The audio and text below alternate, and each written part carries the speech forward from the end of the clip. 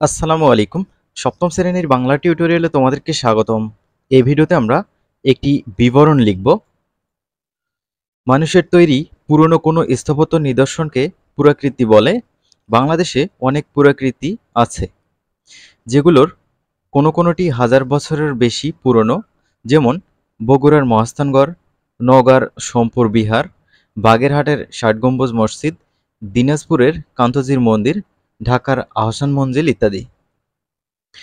তোমার এলাকার অন্তত ৫০ বছরের পুরনো কোনো স্থাপত্য সম্পর্কে ১০০ থেকে ১৫০ শব্দের মধ্যে একটি বিবরণ লেখো।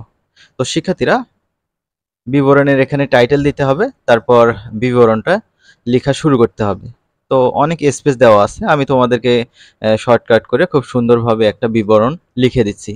শিক্ষার্থীরা, তোমরা যারা এখনো চ্যানেলটি সাবস্ক্রাইব করো নাই, চ্যানেলটি সাবস্ক্রাইব করবে পরবর্তী ভিডিওগুলো পাওয়ার জন্য। তো উপরে আমরা টাইটেল দিয়েছি পাহাড়পুর। বাংলাদেশ একটি প্রাচীন ভূখণ্ড। এদেশে রয়েছে সমৃদ্ধ ঐতিহাসিক প্রত্নতাত্ত্বিক ঐতিহ্য।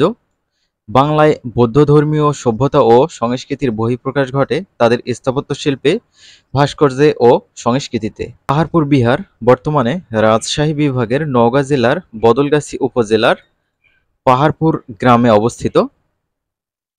রাজা দ্বিতীয় ধর্মপাল প্রায় ১২০০ বছর আগে এটি নির্মাণ করেন।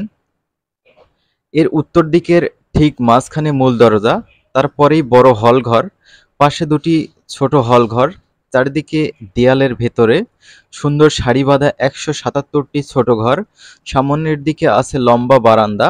বিহারটিতে আছে পুকুর, স্নানঘাট, কূপ, স্নানঘর, রান্নাঘর, খাবার ঘর, টয়লেট। সব মিলিয়ে বিহারটিতে একসঙ্গে ৮০০ মানুষের থাকার ব্যবস্থা ছিল। উচ্চশিক্ষার এই প্রাণকেন্দ্রে ভিক্ষুদের সঙ্গে শিষ্যরা থাকতেন।